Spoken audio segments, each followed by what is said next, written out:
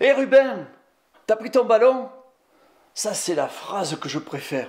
En sortant de l'école, tous les après-midi, avec les copains, on se retrouve au bord du lac de Tibériade. Tibériade, vous connaissez? C'est un village, oh, c'est pas très grand. Il y a 3 collines, la route, le lac et la plage. C'est là qu'on va jouer. Mais hier, impossible d'y aller. Des gens de partout, dans les rues, sur la plage, sur les collines, dans l'eau même. Ils étaient tous venus écouter Jésus. Quand on est arrivé, tous les gens finissaient leur pique-nique. J'ai pas compris, ils mangeaient tous la même chose, du pain et du poisson. À un moment, Jésus a dit à ses amis, vous voyez la barque là-bas, c'est celle de Tite. Il nous la prête, allez-y, je vous rejoins. Tite, au fait, c'est mon oncle, c'est le pêcheur à Tibériade. Sa femme, c'est Annick, elle essaie de vendre le poisson. Il y en a un, en montant dans la barque, il n'avait pas l'air très content. Mais bon, les autres montaient, il les a suivis. D'autant plus qu'on voyait des éclairs de l'autre côté du lac, à Génézareth. Il y a un proverbe chez nous qui dit « Orage à Génézareth et sur le lac, c'est la tempête ».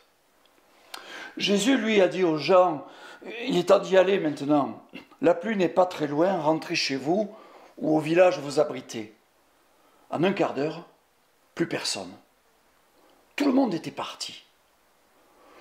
Jésus, resté sur la plage, je l'ai regardé, je l'ai vu monter sur la colline. À un moment, il s'est mis à genoux, je crois bien qu'il priait. Mais la pluie commençait à tomber, moi je suis redescendu en courant, puis demain il y a école. Un dernier coup d'œil sur le lac pour voir si je voyais encore la barque, mais rien. Le ciel et l'eau se confondaient et l'orage arrivait. Ah, la barque, oui, parlons-en de la barque. La galère, oui. On est malade, malade.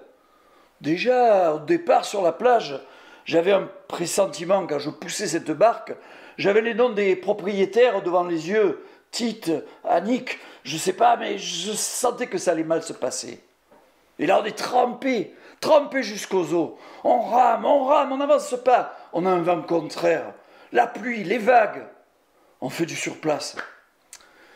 Mais vers minuit, c'est Thomas. Il était assis à côté de moi. Il me dit « Mathieu, regarde là-bas, c'est quoi ce truc blanc sur l'eau ?»« C'est un fantôme. » On s'est tous mis à crier « Un fantôme !» Mais Pierre, lui, il était à l'avant de la barque. Il nous dit « Mais non, regardez, je crois que c'est Jésus. » On l'entend crier « Jésus, si c'est toi, ordonne que j'avance, que je puisse marcher jusqu'à toi. » Et Pierre, lui, vous savez, démarre toujours au quart de tour. Je le vois mettre un pied dans l'eau, 2 pieds dans l'eau, et le voilà qui avance. Il n'avait pas fait 10 mètres qu'on commence à le voir s'enfoncer.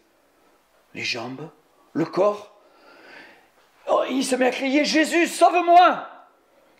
Et là, Jésus s'approche de lui prend la main, il le prend dans ses bras et il lui dit quelque chose à l'oreille. Et tout d'un coup, tout se calme.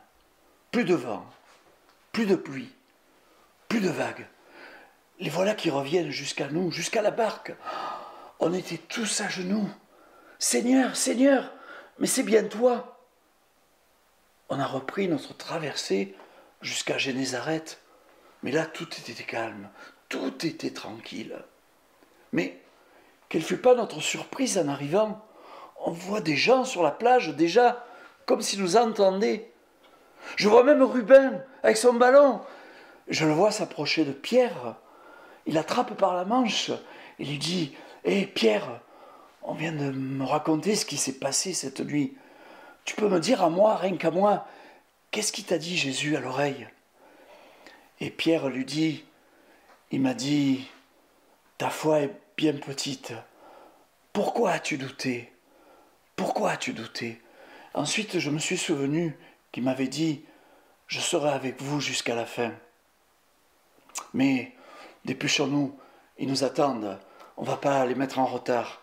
Et puis je pense que tu auras une autre histoire à raconter de même. On y va.